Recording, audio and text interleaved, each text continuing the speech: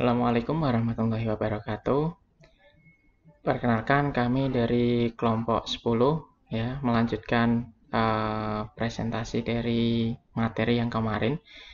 Kelompok kami, kelompok 10 terdiri dari satu Musfiratul Husna, kemudian Abdul Malik, Muhammad Faik, kemudian Rino Adi Prasetyo dan Habib Udin. Pada kesempatan kali ini kita akan mempresentasikan mengenai perencanaan produksi dan teknologi dari kewirausahaan ya, dari produk kami yang bernama BTS atau Behind the Skins. Oke, yang pertama adalah mengenai rencana produksi, di mana jumlah output barang yang akan diproduksi pada bisnis minuman kekinian BTS terkait dengan satu, yakni permintaan.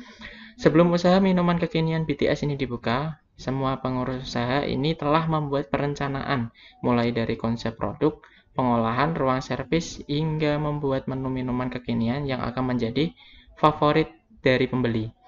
Kemudian pengurus usaha merencanakan serta meramalkan menu yang paling banyak terjual.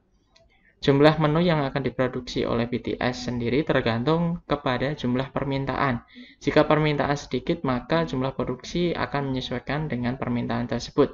Begitupun sebaliknya saat permintaan ramai. Contohnya saja, misalkan pada weekdays ya, dari Senin sampai Jumat, dari BTS sendiri memproduksi sekitar 20 porsi per hari. Ya, dibandingkan di weekend ya, maka weekend akan jauh lebih banyak ya. Jadi di hari Sabtu Minggu kita memproduksi sebanyak 35 porsi per hari. Hal ini dikarenakan jika hari libur maka akan lebih banyak permintaan.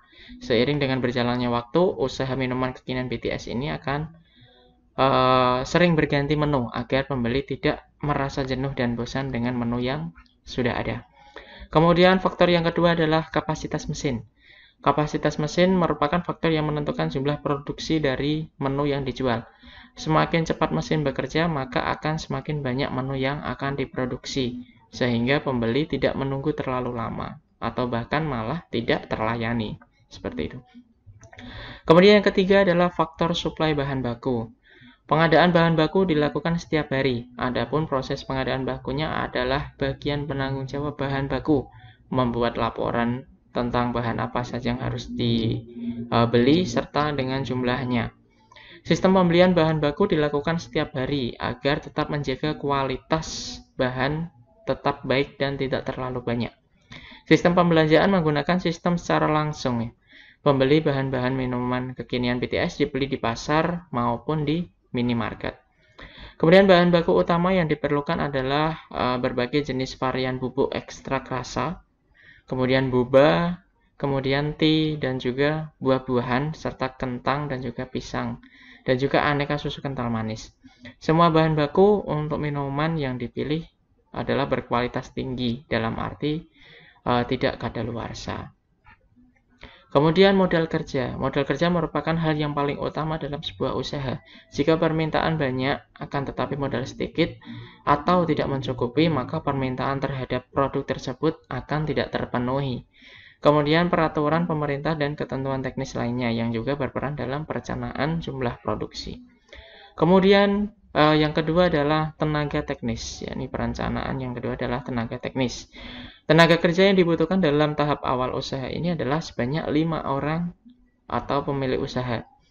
Semua pekerjaan ini dilakukan oleh pemilik usaha terlebih dahulu ya, sampai nanti jika sudah berkembang maka akan bertambah karyawan yang akan disesuaikan dengan kebutuhan usaha minuman kekinian BTS ini ya, seiring berjalannya waktu. BTS dijalankan oleh 5 orang yang mana masing-masing memiliki peran sebagai berikut.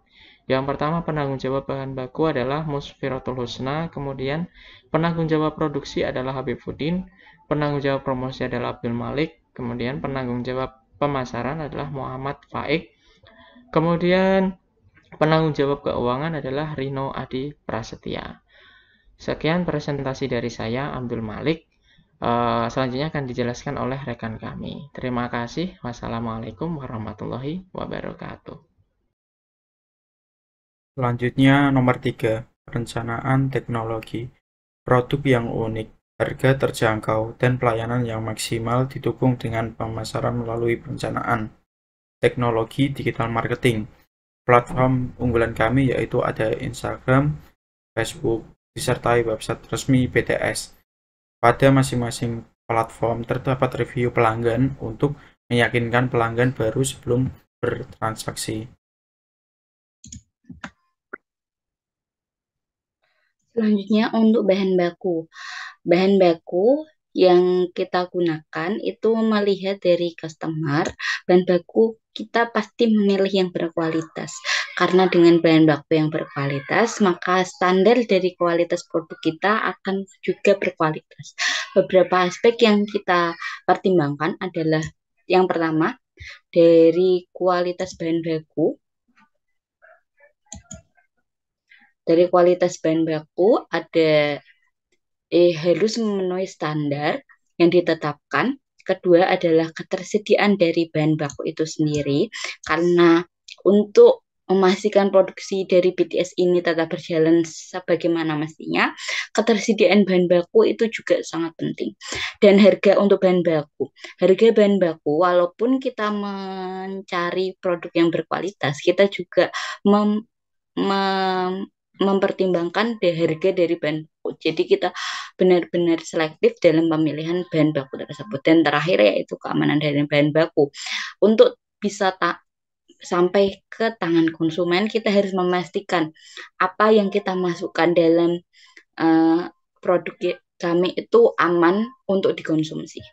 Selanjutnya, untuk bahan-bahan yang biasa kita gunakan, yang akan kita gunakan nanti dalam produksi dari BTS sendiri, itu ada sirup dengan berbagai varian rasa, lalu ada buah-buahan segar seperti buah pisang untuk side dish-nya dan juga stroberi untuk minumannya. Kita juga punya susu segar dan berbagai bubuk perisa seperti bubuk perisa stroberi, coklat, dan sebagainya. Kita juga menggunakan gula pasir yang akan kita olah menjadi sirup gula. Lalu ada es batu atau es serut. Lalu kita juga punya bahan tambahan seperti topping boba dan sebagainya. Dan terakhir kita juga punya kentang untuk side dish-nya. Untuk pemerencanaan lokasi letak dan tata letaknya, tahapan produksi BTS tersebut meliputi ada persiapan bahan baku, persiapan sirup, persiapan topping, persiapan es batu, ada pengolahan bahan tersebut dalam blender atau shaker, dan terakhir ada penyajian dalam kemasan yang sesuai. Untuk mencapai efisiensi dari proses produksi, perlu diperhatikan aspek-aspek tata letak dan alur proses produksi yang baik. Untuk alur proses produksi adalah pertama adalah dari penggunaan peralatan yang efisien dan memadai. Lalu ada penggunaan bahan baku yang mudah diakses dan tersedia.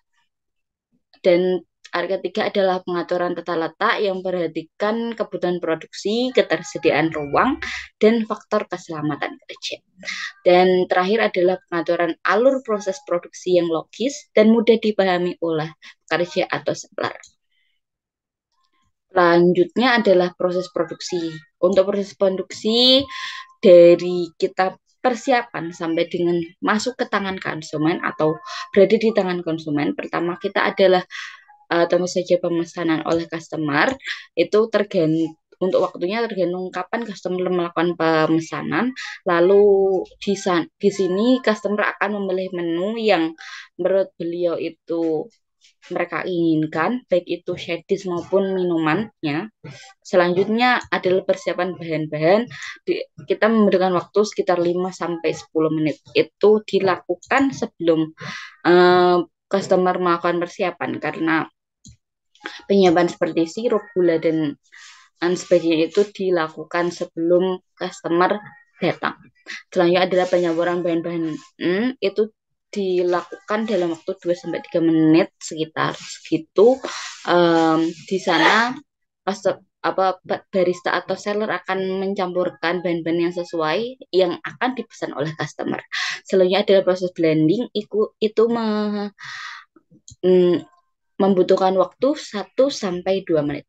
Lalu adalah penyajian. Penyajian itu juga membutuhkan 1-2 menit, di mana penambahan topping dan juga pemasukan ke dalam cup dan juga penutupan cup dengan cup sealer, dan terakhir ada penyerahan customer. Itu tergantung dari banyaknya antrian pemesanan, dan nanti juga kita akan memberikan nota. 7. Perakhiran waktu dan siklus produksi.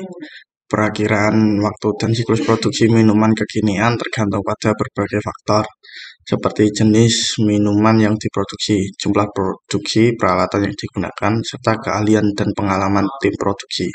Namun secara umum, siklus produksi minuman kekinian dapat dibagi menjadi beberapa tahapan, antara lain: 1. Perencanaan produksi. Tahap ini meliputi perencanaan bahan baku, persiapan alat dan bahan, dan perencanaan waktu produksi. 2. Persiapan bahan baku. Bahan baku yang dibutuhkan untuk pembuatan produk BTS harus disiapkan terlebih dahulu. Hal ini meliputi pemilihan bahan baku berkualitas, pembersihan dan pengolahan bahan baku, serta penyimpanan bahan baku dalam kondisi yang tepat. 3. Persiapan alat dan bahan yang digunakan dalam produksi BTS harus disiapkan terlebih dahulu. Hal ini meliputi membersihkan alat dan peralatan produksi, menyiapkan gelas, sedotan, dan bahan lain yang diperlukan. 4. Pembuatan sirup dan pengolahan bahan baku. Beberapa jenis produk BTS memerlukan sirup dan bahan tambahan lain seperti buah-buahan, susu, atau rempah-rempah. Tahap ini meliputi pembuatan sirup dan pengolahan bahan tambahan hingga siap untuk digunakan. 5. Pengolahan minuman. Setelah bahan baku, alat dan bahan, serta sirup dan bahan tambahan siap, tahap selanjutnya adalah pengolahan minuman. Proses pengolahan meliputi pencampuran bahan, pengadukan, dan penggunaan teknologi yang diperlukan untuk menghasilkan minuman yang berkualitas. 6. Penyajian. Setelah minuman selesai diproduksi, tahap selanjutnya adalah penyajian. Produksi BTS biasanya disajikan dalam gelas khusus dengan sedotan dan bahan tambahan seperti es batu atau topping lain. 7. Pelayanan dan penjualan. Setelah minuman siap, tahap terakhir adalah pelayanan dan penjualan kepada pelanggan. Hal ini meliputi memberikan minuman kepada pelanggan, menerima pembayaran, dan menjaga kebersihan dan keamanan.